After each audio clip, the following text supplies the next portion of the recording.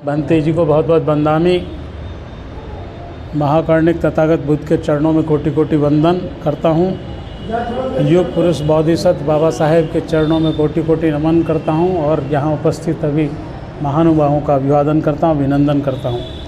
पिछली बार एक बात आई थी, सवाल उठा था कि पुनर्जन्म के बारे में सवाल आया था एक, तो भंते जी ने पिछले क्रम में हमने कोशिश की थी कि उसको सबके सामने रखा जाए, लेकिन समय अभाव के कारण उस समय ये बात नहीं हो सकी थी। तो आज भंते जी की अनुमति से वो क्रम सबके सामने पढ़ना चाह रहे हैं, जिससे ये भ्रांति, पुनर्जन्म की जो भ्रांति है वो दूर हो। बाबा साहेब ने जो ग्रंथ में जो बातें लिखी हैं वो बहुत ही शोध के बाद लिखी हैं, बहुत ही विद्वतापूर्ण लिखी हैं। वैसे तो आप सभी जानते हैं, आलोचना करना उपयुक्त नहीं है, लेकिन देखने में आ रहा है कि तथागत बुद्ध के धम्म को समय समय पे विकृत करने की कोशिश की गई है। जैसे आप समझ सकते हैं, मैं एक आध उदाहरण दे रहा हूँ आपके सामने। जैसे किसी से आपने सुना होगा कि ज़्यादा 3-5 मत कर। ये 3-5 क्या है? 3-5 का अर्थ ये है कि भाई आदमी तो बदतमीज़ी मत कर या ऐसा बुरा काम मत है, यही तो होगा। भाई ज़्यादा 3-5 क्यों कर रहा है? लेकिन वास्तव में 3-5 क्या है? वास्तव में 3-5 ये था कि त्रिशरण, बुद्ध की शरण जाना, धम्म की शरण जाना, संघ की शरण जाना, त्रिशरण, और 5 पंचशील। क्योंकि इससे मानव के चरित्र का निर्माण होता है, अच्छी तरफ जाता है। इसीलिए उन्होंने इसको अपभ्रंश करा और बताया कि ज़्यादा 3-5 मत कर, क्योंकि ये लोग 3-5 वाले ही तो थे जिनके साथ अत्याचार हुए, ये 3-5 वाले थे। तो जिसने ये इसमें कदम रखा, इसको फॉलोअप किया, उसी वजह तो ज़्यादा 3-5 कर रहा है। तो ये भ्रांति थी, जबकि 3-5 हमारा अर्थ यही था कि ये त्रिशरण, त्रिरतन की शरण में जाना और पंचशील ग्रहण करना। एक और फिगर आपके सामने आती है 13 नंबर, उसको बहुत अशुभ मानते हैं, अशुभ बताते हैं। हालांकि मेरे घर का खुद 13 नंबर है, तो क्यों अशुभ मानते हैं?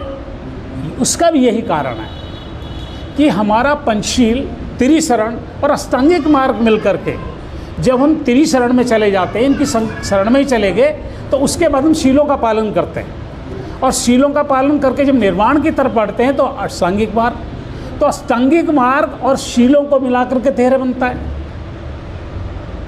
इसलिए उन्होंने कहा कि ये अगर इसे फॉलोअप करेंगे तो इनका तो उच्च कोटि पर पहुंच जाएंगे। इसलिए उन्होंने कहा कि 13 नंबर को अशुभ घोषित कर दो।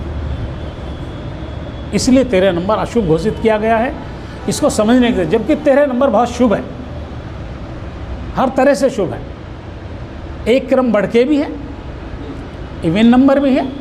इवन नंबर से ऑर्डिड नंबर की तरफ हम जाते हैं तो एक कदम आगे बढ़ता हुआ है, और ये हमारा धम्म का प्रतीक भी है। चलिए खैर, मैं थोड़ा सा इसको आगे बढ़ाते हुए पहला जो प्रस्तावित था पुनर्जन्म का, वो छोटा सा मैं इसे छोड़ता हूँ। पुनर्जन्म किस चीज़ का, इस पे आते हैं सीधे, क्योंकि समय भी थोड़ा कम है। बहुत सुंदर ढंग से बाबा साहब ने इसमें बहुत सुंदर ढंग से लिखा है, और इतने आसान शब्दों में लिखा है कि अगर थोड़ा सा ध्यान देंगे तो ये समझ में आ जाएगा। सबसे पहला सवाल उठता है कि क्या भगवान बुद्ध पुनर्जन्म मानते थे?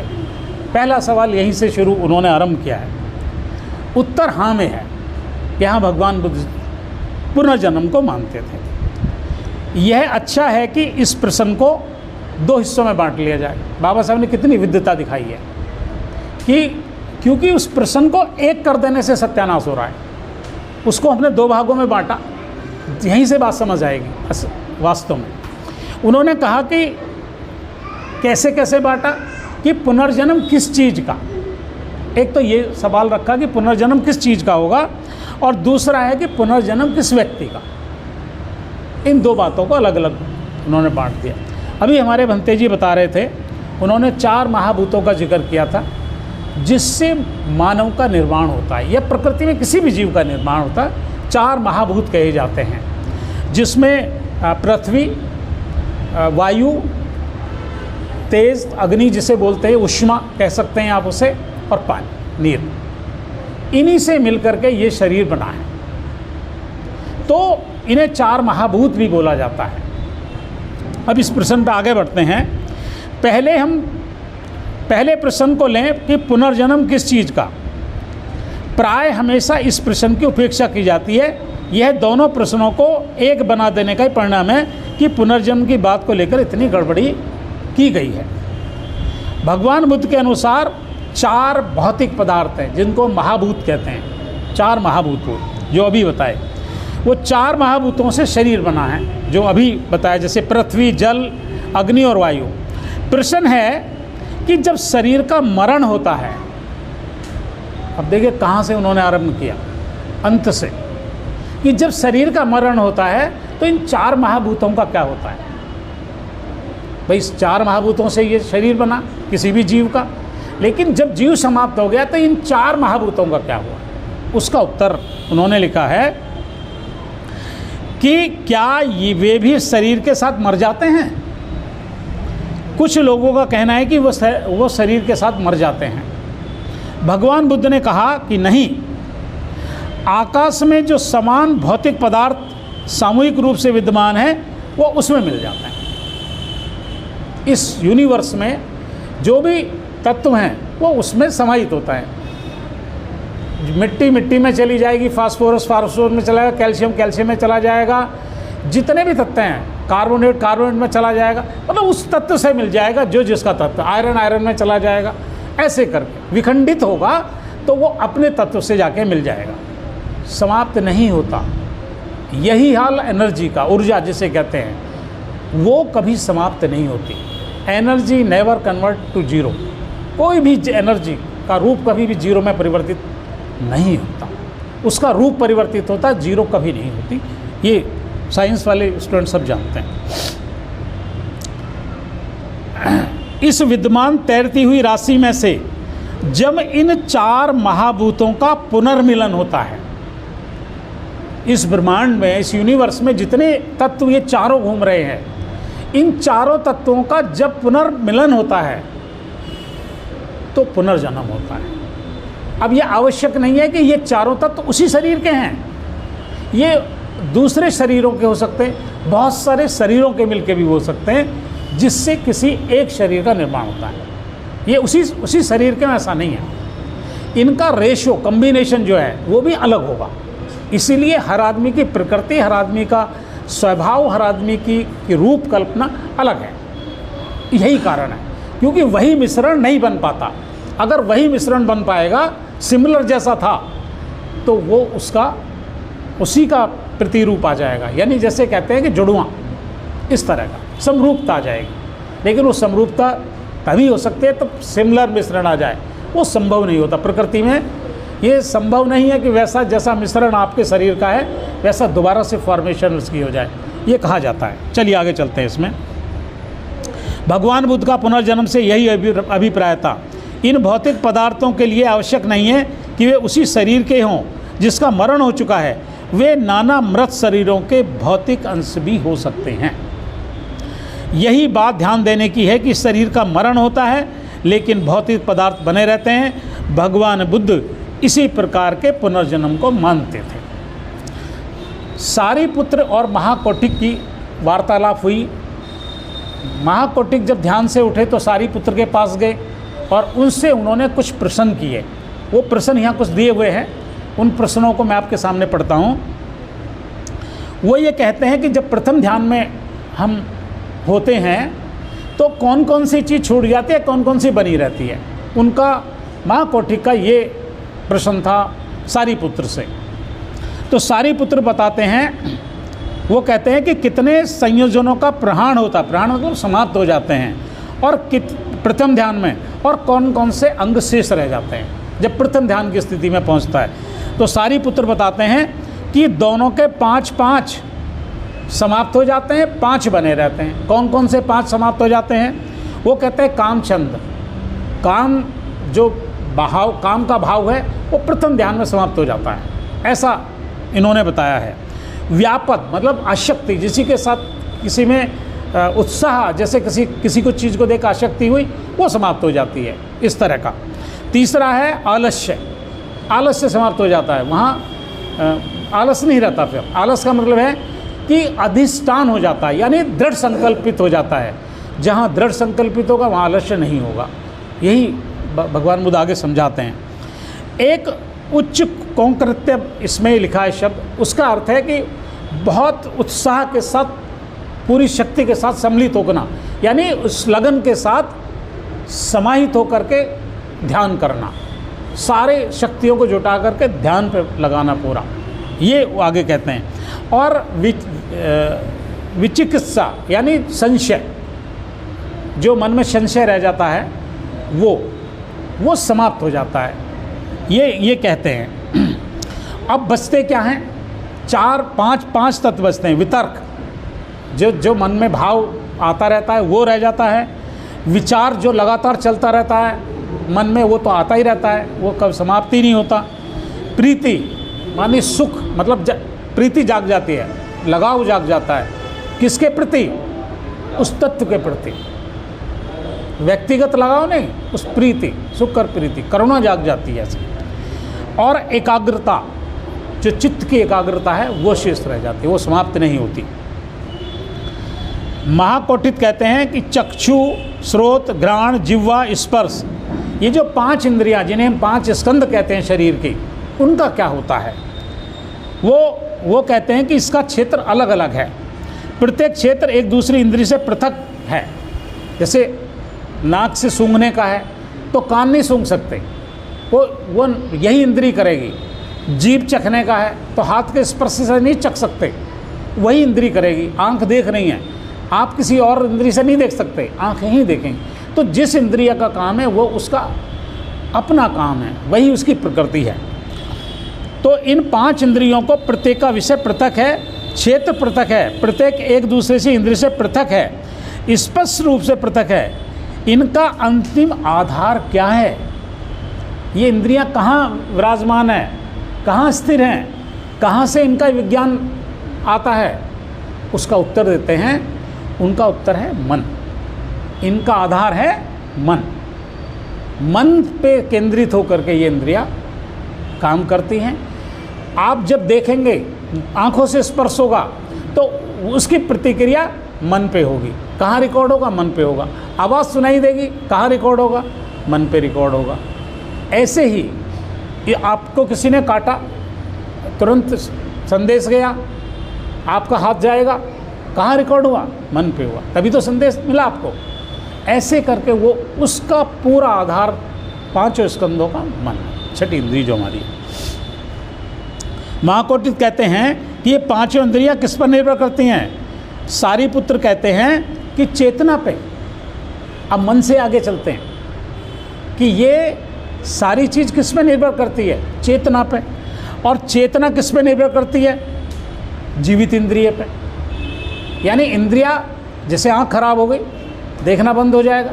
विज्ञान तो काम कर रहा है, लेकिन वो इंद्रिय का कनेक्शन कट गया तो पिक्चर आनी बंद हो गई। अब वो कहते हैं कि अगर शरीर के अंदर आत्मा होती, या आत्मा सब कुछ करती हुई होती, तो आंखें निकाल देने से तो और बड़ा बड़ा दिखना चाहिए, ज़्यादा दिखना चाहिए। अगर आत्मा हमारे अंदर बैठी है तो आंख निकाल देने से क्यों नहीं दिखता? क्योंकि उसका स्वभाव है, उसके पीछे जो विज्ञान है वो काम कर रहा है। इसीलिए आंख खराब हो जाए तो दिखना बंद हो जाता है। अब वो कहते हैं कि चेतना किस पे निर्भर करती है? आपने बताया कि मन किस पे निर्भर करता है? चेतना पे। अब चेतना किस पे निर्भर करती है? आगे बताते हैं कि चेतना निर्भर करती है उष्णता पे, गर्मी पे, एनर्जी पे। वो ये बताते हैं उष्णता किस पर निर्भर करती है? सारीपुत्र कहते हैं चेतना पर। महाकोटित कहते हैं, आप कहते हैं कि चेतना उष्णता पर निर्भर करती है और उष्णता चेतना पर निर्भर करती है। इसका ठीक ठीक क्या अर्थ समझा जाए? अब वो बताते हैं, सारीपुत्र कहते हैं कि जैसे प्रदीप के प्रकाश से, यानी दीपक के प्रकाश से लौ पैदा हुई, और प्रदीप ये लौ क्यों पैदा हुई? कहाँ से हुई? दीपक से। तो उसका कारण और प्रभाव वो एक दूसरे के पूरक हैं। अगर उसमें आप चिराग रख दें, बत्ती नहीं होगी, जलने वाला वस्तु नहीं होगी, तो चिराग जलेगा? नहीं जलेगा। वो तो साधन है उसका, बिना उसके नहीं जल सकता। अब आगे कहते हैं, महाकोट कहते हैं कि ऐसी कितनी चीज़ें हैं जिनसे मुक्त होने पर शरीर मरा हुआ समझा जाकर सूखे काट की तरफ फेंक दिया जाता है। सारीपुत्र कहते हैं कि जीवित इंद्रिय, उष्णता और विज्ञान, ये 3 चीज़ हैं जो समाप्त नहीं होती, बनी रहती हैं। और शरीर अगर मर भी जाएगा तो जब आपका विज्ञान समाप्त, गर्मी समाप्त होगी, एनर्जी समाप्त होगी, जो होती नहीं, रूप परिवर्तित हो जाता है, तो शरीर काम करना बंद कर देता है, तो उसमें ये उष्मा समाप्त हो जाती है। शरीर मृत तभी होगा तब उसकी उष्मा यहाँ से निकल जाएगी, चली जाएगी, हट जाएगी, तभी शरीर मृत होगा। सांस के साथ, सांस क्यों चल रहा है? सांस चल रहा है क्रम में, एक सिस्टम के तहत। अकेला सांस काम नहीं कर रहा है। जो वायु है, विद्यमान है वायु, वो है, जब ये निकल जाएगी शरीर समाप्त हो जाएगा। आगे कहते हैं वो महाकोटि कहते हैं कि मृत देह में और उस ध्यानी भिक्षु में जिसने संज्ञा और वेदना का निरोध कर रखा है। एक भिक्षु ध्यान में है, उसने संज्ञा का बिल्कुल निरोध कर रखा है, यानी उसे आभास ही नहीं है, उसे स्वयं का भी आभास नहीं है, वो ध्यान में इतना लें। तो इन दोनों में क्या अंतर है? एक मरे हुए में और एक ध्यानी भिक्षु में जिसने संज्ञा का भी ग्रहण कर दिया है, उसको भी समाप्त कर दिया है, तो क्या अंतर है इन दोनों में? दोनों ही मरे के समान है। उसका अंतर वो बताते हैं। सारीपुत्र कहते हैं मृत देह में न केवल शरीर, वाणी और मन की क्रिया शांत हो जाती है, बल्कि चेतना, जीव इंद्रिया भी नहीं रहती, उष्णता भी नहीं रहती तथा इंद्रियों का भी मूलोच्छेद हो जाता है। जबकि ध्यानी भिक्षु की चेतना बनी रहती है, उष्णता बनी रहती है और इंद्रियां भी बनी रहती हैं। हाँ, श्वास प्रवास बंद हो जाता है। कितनी उच्च कोटि की साधना है कि जिसमें सांस प्रवास बंद हो जाता है और ये सारी चीज़ें बनी रहती हैं। अजूबा है, लेकिन ये है ध्यान में जाने से। इंद्रियों की वितर्क, विचार, संज्ञा, ये क्रियाएं शांत हो जाती हैं। संभवतः यह मृत्यु या उच्छेद की सर्वाधिक श्रेष्ठ या सर्वाधिक संपूर्ण व्याख्या है। इस संवाद में केवल एक कड़ी की कमी है। महाकोटित को चाहिए था कि वे सारीपुत्र से यह भी पूछते कि उष्णता से क्या मतलब है। ये बाबा साहब ने खुद सवाल खड़ा किया है, क्योंकि ये साहित्य में नहीं है, ये त्रिपिटक में नहीं है। तो बाबा साहब सुझाते हैं कि ये सवाल भी महाकोटित को सारीपुत्र से पूछना चाहिए था। इस तरह यदि उत्तर को थोड़ा सा अधिक स्पष्ट कर दिया जाए तो इस प्रश्न का कि मरने पर क्या होता है, यही उत्तर हो सकता है कि शरीर शक्ति उत्पन्न करना बंद कर देता है। लेकिन यह तो केवल उत्तर का एक हिस्सा है, क्योंकि मृत्यु का एक मतलब यह भी है कि शरीर में से जो शक्ति निकल कर गई है वह उस सारी शक्ति समूह के साथ मिलकर एक हो गई है जो विश्व में संचार कर रही है। इसलिए मृत्यु के 2 अर्थ हैं। एक ओर तो हम इसका अर्थ है कि नई शक्ति की उत्पत्ति, रुक जाना। दूसरी ओर इसका अर्थ है कि विश्व में जो शक्ति पुंज संचरण कर रहा है, विद्यमान है, उसमें कुछ वृद्धि हो जाना। संभवतः मृत्यु के इन दोनों पहलुओं के ही कारण भगवान बुद्ध ने कहा था कि वो उच्छेदवादी नहीं है।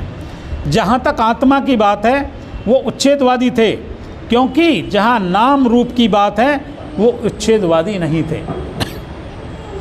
इस व्याख्या को स्वीकार कर लेने पर यह समझना कठिन नहीं है कि भगवान बुद्ध ने ऐसा क्यों कहा कि वे उच्छेदवादी नहीं हैं। वे नाम रूप की पुनरावृत्ति में विश्वास रखते हैं और आत्मा के पुनर्जन्म में नहीं। इस प्रकार व्याख्या करने पर भगवान बुद्ध का मत वर्तमान विज्ञान के सर्वथा अनुकूल है। केवल इसी अर्थ में कहा जा सकता है कि भगवान बुद्ध पुनर्जन्म में विश्वास रखते थे। शक्ति कभी शून्य में परिणित नहीं होती, विज्ञान का ये पक्का सिद्धांत है। यदि मृत्यु का यह अर्थ किया जाए कि मृत्यु के अनंतर कुछ नहीं रहता, तो यह बात विज्ञान के विरुद्ध होगी, क्योंकि इसका मतलब होगा कि सामूहिक रूप से शक्ति में सातत्य नहीं है। यही एक ऐसा तरीका है जिससे पुनर्जन्म संबंधी दुविधा का अंत हो जाता है। अब इसका दूसरा प्रश्न आता है कि जो सबसे कठिन प्रश्न बताया गया है, वो कहते हैं कि पुनर्जन्म किस व्यक्ति का? क्या यही मरा हुआ आदमी एक नया जन्म ग्रहण करता है? क्या भगवान बुद्ध इस सिद्धांत को मानते थे? उत्तर है, इसकी कम से कम संभावना है।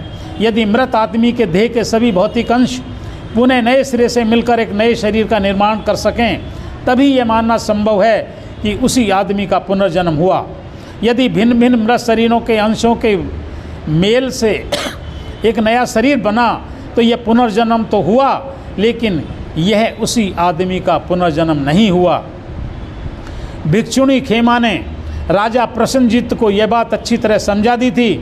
एक बार तथागत श्रावस्ती के पास अनाथ पिंडक के जैतवराम विहार में ठहरे हुए थे। उस समय कौशल जनपद में चारिका कर चुकने के अनंतर भिक्षुणी क्षेमा श्रावस्ती और साकेत के बीच तोरण वस्तु नामक स्थल पर ठहरी हुई थी। उस समय कौशल नरेश से प्रसन्नजीत साकेत से श्रावस्ती आ रहा था। साकेत और श्रावस्ती के रास्ते में वे एक रात के लिए तोरण वस्तु में रुका। कौशल नरेश राजा प्रसन्नजीत ने एक आदमी को बुलाकर कहा, अरे भले आदमी, किसी श्रमण ब्राह्मण का पता लगाओ जिसकी हम आज दिन संगति कर सकें। महाराज बहुत अच्छा। उस आदमी ने कहा, वह सारी तोरण वस्तु में घूमा किंतु उसे एक भी श्रमण ब्राह्मण ऐसा नहीं मिला जिसकी महाराज संगति कर सकें।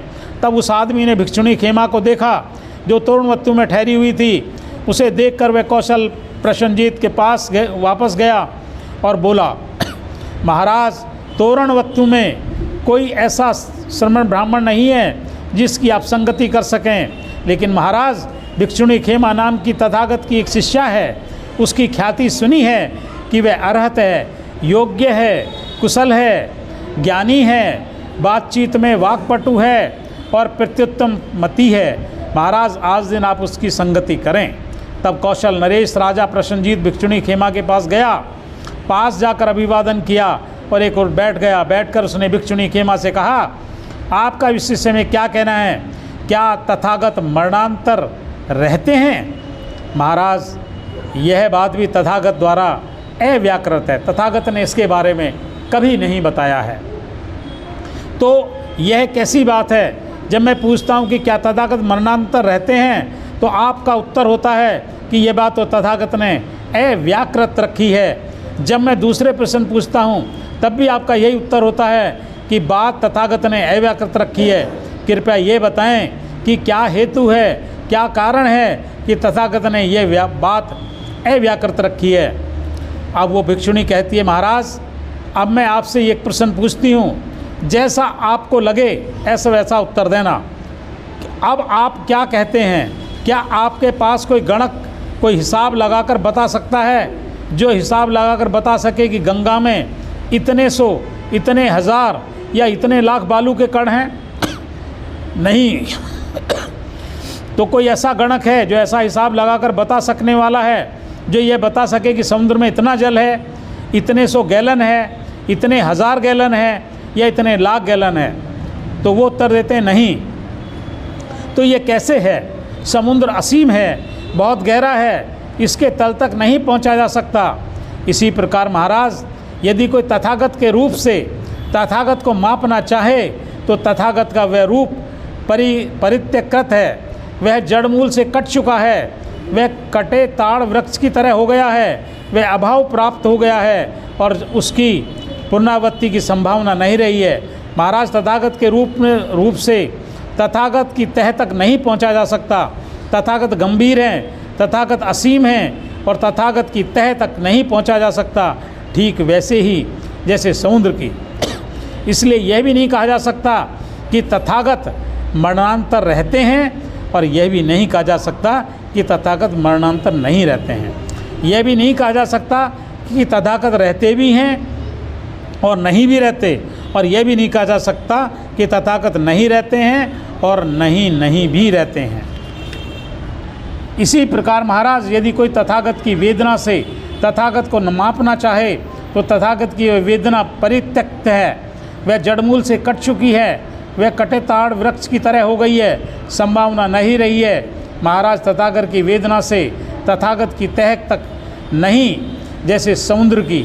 इसलिए यह भी नहीं कहा जा सकता कि तथागत मरणांतर रहते हैं और नहीं भी रहते हैं। इसी प्रकार महाराज, यदि कोई तथागत की संज्ञा से, तथागत के संस्कारों से, तथागत के विज्ञान से तथागत को मापना चाहे तो तथागत का ये विज्ञान परित्यक्त है, वह जड़मूल से कट चुका है, वह कटे ताड़ वृक्ष की तरह हो गया है। संभावना नहीं है महाराज तथागत के विज्ञान से तथागत की तह तक नहीं जैसे समुद्र की। इसलिए यह भी नहीं कहा जा सकता कि तथागत मरणांतर रहते हैं और नहीं भी रहते हैं। तो तब राजा प्रसन्नजित भिक्षुणी खेमा के शब्दों से प्रसन्न हुआ, आह्लादित हुआ और अपने स्थान से उठकर अभिवादन किया और चला गया। यही क्रम तथागत बुद्ध के सामने आया और जब तथागत बुद्ध के सामने प्रसन्नजित ने यही सवाल किया तो तथागत बुद्ध ने वही उत्तर दिया जो खेमा भिक्षुणी ने दिया।